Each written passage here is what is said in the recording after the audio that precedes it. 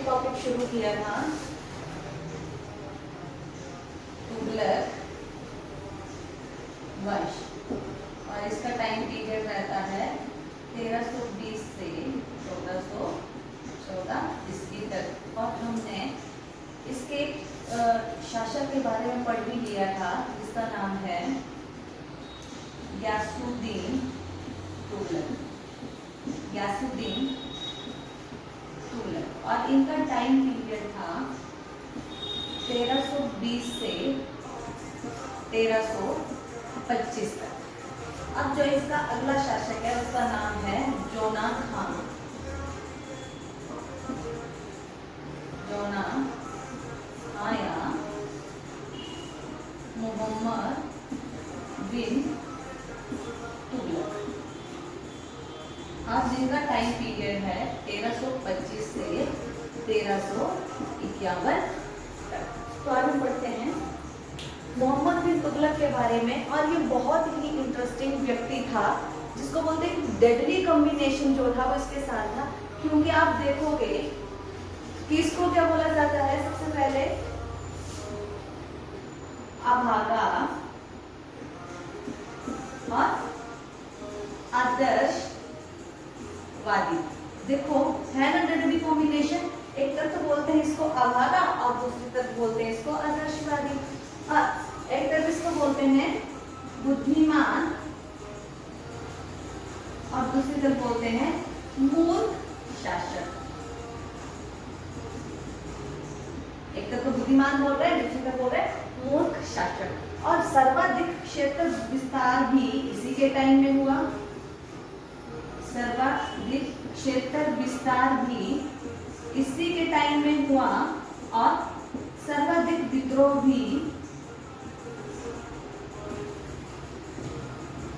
भी इसी के टाइम में हुए।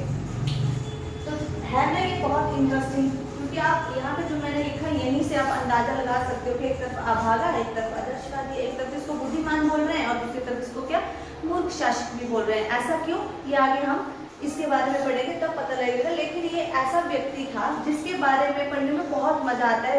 रियल में ये बहुत ज्यादा इंटरेस्टिंग पर्सन रहा है हिस्ट्री में। ठीक है, तो चलो इसके बारे में पढ़ना शुरू करते हैं। इन्होंने 325 में जो था वो सिंहासन संभाला। और जब इन्होंने सिंहासन संभाला तो परिस्थितियां जो थी वो बहुत खराब चल रही थी। क्योंकि देखो धीरे धीरे करके जिन्होंने ये क्षेत्र जो जीते थे वो इनके हाथ से निकलने लग गए। और जब ये सिंहासन में बैठा तो उस टाइम पे दिल्ली में बहुत गड़बड़ियां चल रही थी। और इस वजह से इसने जितने भी डिसीजन लिए वो सारे के सारे गलत साबित हो गए। जो भी इसने डिसीजन लिए वो सारे के सारे असफल हो गए। इसलिए इसको इनके साथ ही चीजें जुड़ने की अभागा आदर्शवादी था। उसने प्लान करके चीजें चलाई लेकिन वो चली नहीं। जैसे इसके हम पहले कार्य ही पढ़ते हैं, इसने क्या क्या कार्य किए।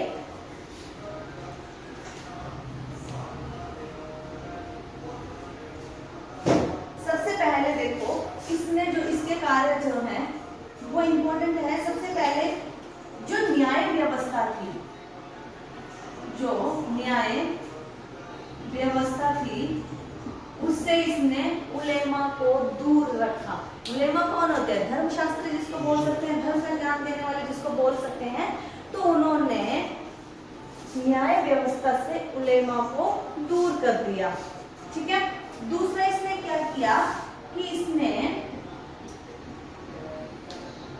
योग्यता के आधार पर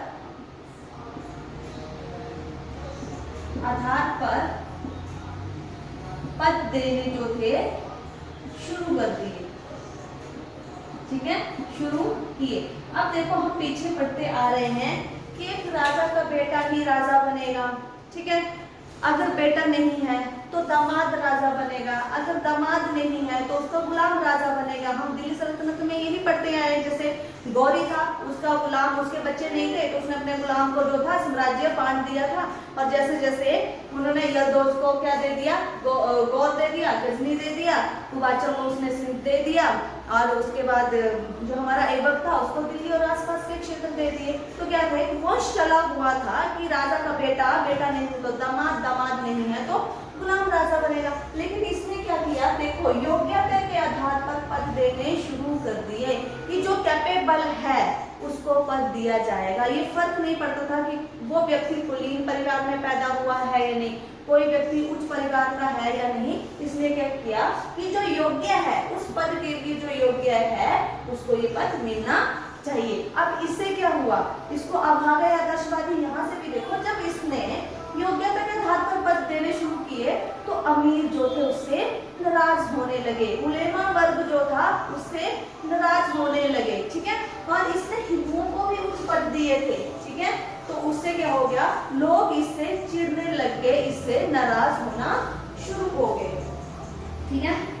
उसके बाद इसने क्या किया, देखो इसमें भी, अब आप पीछे देखो कि जो हमारा अलाउद्दीन खिलजी था उसने क्या किया, दोआब में जो था वो 50% की वृद्धि करी थी और इसके जो पिताजी थे गयासुद्दीन तुगलक उन्होंने उसको कम करके 1/10 कर दिया था और इन्होंने क्या किया, दोआब में फिर से 50% की वृद्धि कर दी, ठीक है। इन्होंने क्या किया, फिर से 50% की वृद्धि कर दी। और मैंने कहा कि इन्होंने जब अपना कार्यकाल शुरू किया तो बहुत सारी गड़बड़ियां चल रही थी और बहुत सारे अधिकारी जो थे वो भ्रष्ट हो चुके थे और इनके अधिकारियों ने क्या किया कि मनमाने तरीके से जो थे वो कर वसूलने लग गए, जिससे जो किसान थे वो क्या हो गए, कर्ज के नीचे दब गए। अब देखो जब किसानों ने विद्रोह करना शुरू किया तो जोना खान ने क्या किया, उनके लिए दीवान ए कोही,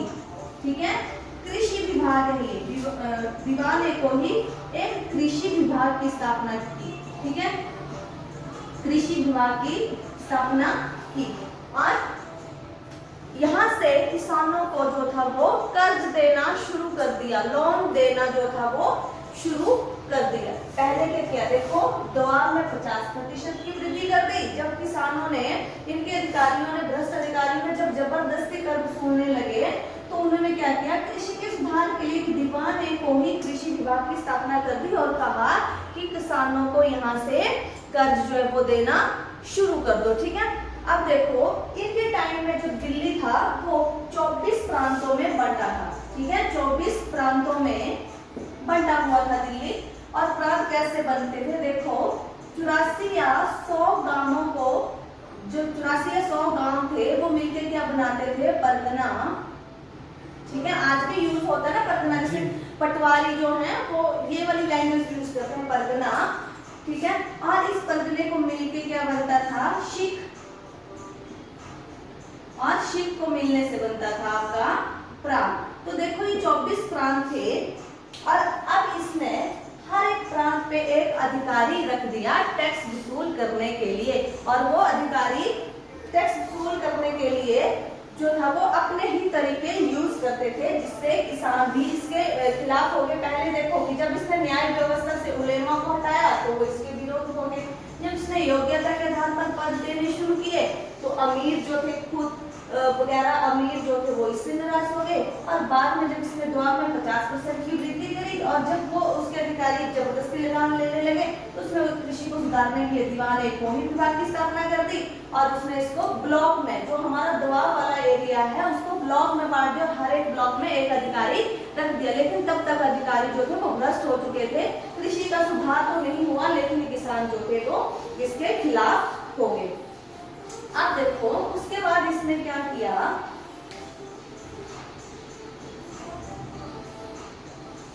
राजधानी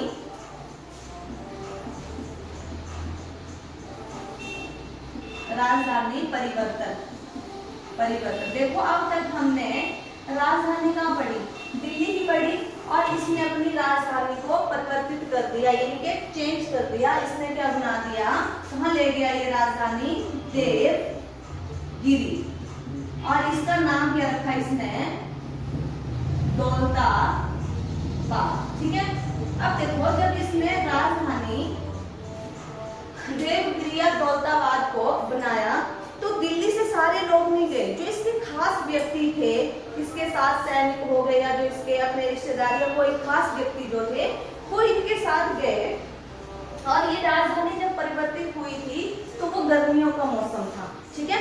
दिल्ली से यहाँ से ऊपर से जब वो चले देवगिरी के लिए, तो आपको पता है महाराष्ट्र वाले देवगिरी पड़ता है, तो कहते हैं से ज्यादा लोग जो थे वो गर्मी के कारण रास्ते में ही मर गए। कुछ एक लोग वहां पहुंचे तो उनका दिल नहीं लगा।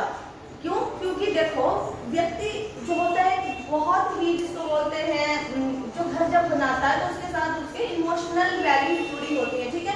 तो अपने घर को छोड़ करके किसी और जगह पे सेटल होना बहुत मुश्किल होता है, क्योंकि इंसान घर जिंदगी में एक ही बार बनाता है। आज जो अमीर है वो तो चलो एक दो घर भी बना लेते, 3 बना लेते, लेकिन जो एक नॉर्मल इंसान होता है वो जिंदगी में सिर्फ एक बार घर बनाते हैं और उसको वहां से निकाल के कहीं और जगह पे सेटल करना जो था वो बहुत मुश्किल था, ठीक है। तो आधे तो गर्मी के कारण रास्ते में मर गए और आधे जो बचे थे वो दौलताबाद जाकर जो थे उनका दिल नहीं लगा, ठीक है। और ये राजा का डिसीजन यहाँ पे भी असफल हो गया, उसको फिर से राजधानी कहाँ करनी पड़ी? दिल्ली करनी पड़ी, ठीक है। और कहते हैं कि उस टाइम वहां पे प्लेग भी फैल गया था, बहुत ज्यादा प्लेग फैल गया था, जिससे लोग वहां पे मर गए, ठीक है। और देखो दूसरा था इसका सांकेतिक मुद्रा।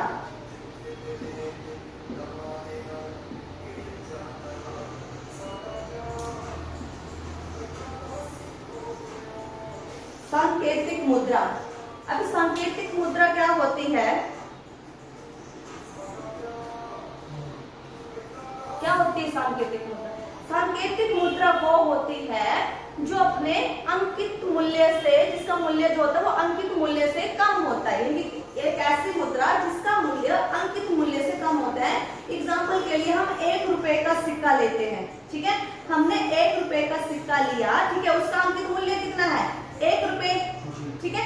लेकिन जिस धातु से वो बना है उसकी कीमत 1 रुपए से कम है, वो होती है सांकेतिक मुद्रा। अब इसका ये डिसीजन भी गलत रहा। देखो इसने सांकेतिक मुद्रा क्यों शुरू की? उससे पहले चीन के कुबलाई खान और ईरान के शायद क्या नाम था उसका, कुछ नाम था मैं भूल रही हूँ, तो उन्होंने क्या किया था, खातू या कुछ इस तरह से नाम था, उन्होंने सांकेतिक मुद्रा का प्रचलन किया था और वो सफल रहे थे, यानी कि वहां पे सफल रही थी मुद्रा। तो उसकी देखा देखी में उसने भारत में भी इस मुद्रा का प्रचलन किया, लेकिन ये मुद्रा असफल रही। क्यों? क्योंकि अब क्या हो गया था कि हर हिंदू घर में जो था वो टकसाल बन गया था, यानी कि क्या बनने लगी? जाली मुद्राएं बनने लगी। और क्या करते? उस मुद्रा से वो जो चांदी के सिक्के ले लेते और कहते हैं कि जब ये मुद्रा बंद हुई थी तो उस टाइम जो राजमहल था उसके सामने बहुत सारा सिक्कों का ढेर लग गया था, उसको कुछ भी नहीं किया, चेंज भी नहीं किया और काफी टाइम तक वो बन गया था कि काफी टाइम तक वो वहीं पड़ा रहा, यानी कि ये भी इसका जो डिसीजन था वो असफल रहा। तो दूसरी बात देखो इसने क्या किया, जब इसने दबाव में वृद्धि करी थी, जब इसने दबाव में वृद्धि करी तो 1334 या 35 में, ठीक है, जब इसने दबाव में वृद्धि करी तो कहते हैं उस टाइम पे क्या था, अकाल पड़ा हुआ था और वो अकाल 7 साल तक लगातार चलता रहा, ठीक है। इसके डिसीजन कहीं ना कहीं देखो इसने तो प्लान करके सारी चीजें की, अगर ये सफल हो जाते जो भी इसने कार्य किए तो शायद हाँ आज जो भारत का नक्शा, दिल्ली का नक्शा कुछ और होता, ठीक है, या हम कुछ और पढ़ रहे होते, लेकिन कहीं ना कहीं इसकी किस्मत ने इसका साथ नहीं दिया। कहते हैं सब कुछ जन्म से सब कुछ मिलना, अब सब कुछ मिल जाए लेकिन फिर भी आपके कर्म या कुछ ऐसी चीजें जो है वो आपके नेगेटिव चली जाती है, आपके खिलाफ चली जाती है, शायद किस्मत ने इसका साथ नहीं दिया। जब 1334-35 में द्वार ने इसने कर्म में वृद्धि की तो हुआ क्या कि वहां पे अकाल पड़ा हुआ था, ठीक है, और 7 साल वो लगातार जो था वो अकाल चला और खुद भी ये क्या जो हमारा राजा था ये तुगलक, खुद भी ये दिल्ली से भागकर स्वर्गद्वारी नौद के पास चला आया और 2 साल वहां रहा। हालांकि इसने उस अकाल से निकलने के लिए बहुत सारे शिविर लगाए, हल्के या खाने से, कहते कि अब तो उस टाइम पे अकाल में नहीं था, उस क्षेत्र में अकाल नहीं पड़ा था, उसने खाने का सामान अब से भी मंगवाया, लेकिन तब तक जो थी बहुत देर हो गई, ठीक है। अब उसका अगला अभियान क्या था, खुरासान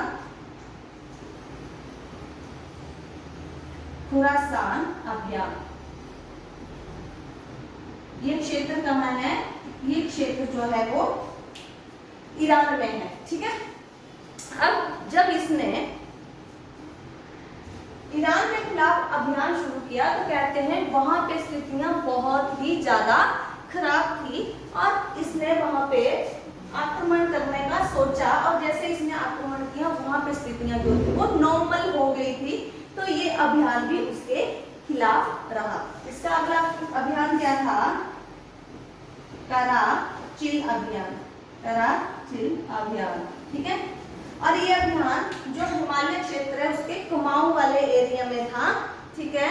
तो इस अभियान से भी इसको ज्यादा कुछ लाभ नहीं हुआ, और अब इसके देखो हाथ से बहुत सारी चीजें जो थी वो निकल गई थी। इसके समय में बंगाल स्वतंत्र हो गया, किसान इसके हाथों से निकल गए, ठीक है। अमीर वर्ग इससे परेशान हो गया, क्योंकि इसने योग्य व्यक्ति को उच्च पद देने जो थे वो शुरू कर दिए। पहले क्या होते थे? वंशीय होते कि वंश में जो है वो वंश चले, जैसे राजा, फिर उसका बेटा, फिर उसका बेटा, दामाद, गुलाम, उस तरह से। लेकिन इसने योग्यता के आधार पर पद देने शुरू कर दिए, तो अमीर भी इसके खिलाफ हो गए, किसान भी इसके खिलाफ हो गए। तो कुल मिला के इसका जो टाइम पीरियड था वो बहुत खराब रहा। और इसके टाइम में दक्षिण भारत में, इसके टाइम में दक्षिण भारत में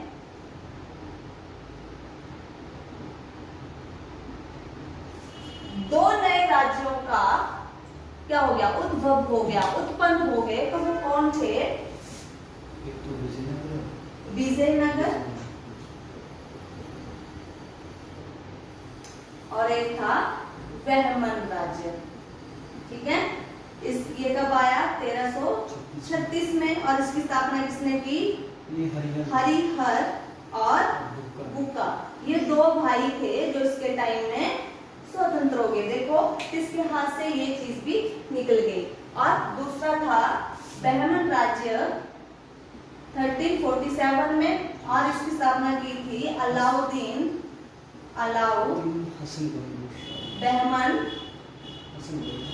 बहमन शाह ने। देखो ये तो यहीं के थे, ठीक है।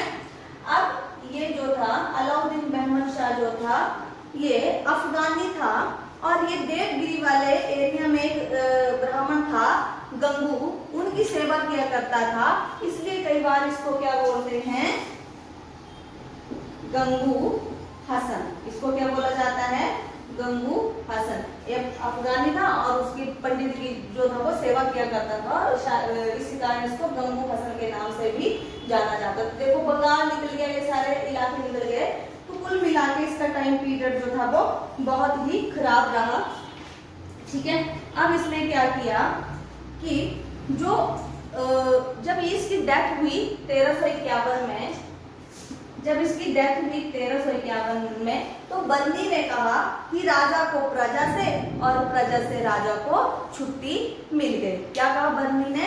कि राजा को प्रजा से और प्रजा को राजा से छुट्टी मिल गई। और बर्नी ये भी कहता है कि अगर इसकी डेथ नहीं हुई होती तो शायद जो किसान थे वो भी विद्रोह कर देते। क्यों? क्योंकि जो लगान की वृद्धि करी थी उसके कारण किसान जो थे वो कर्जे से दब गए थे, ठीक है। क्योंकि एक तो मनमाने तरीके से कर वसूला जाता था, और दूसरा जो दीवान ने कोई विभाग की स्थापना की थी जिससे जो किसानों को कर्ज दिया जा रहा था उससे भी वो दबे जा रहे थे कर्ज से, क्योंकि कर्ज इतना बढ़ गया था जिसको वो चुका नहीं सकते थे। और आपने पढ़ा कि इसके टाइम में अकाल भी पड़ा था, तो अकाल के टाइम में तो फसल हुई नहीं, लेकिन लगान की वसूली लगातार चलती रही। तो ये छोटा सा टॉपिक था किसका था? ये मोहम्मद बिन तुगलक के बारे में, ठीक है। अगली क्लास में हम पढ़ेंगे फिरोज शाह तुगलक।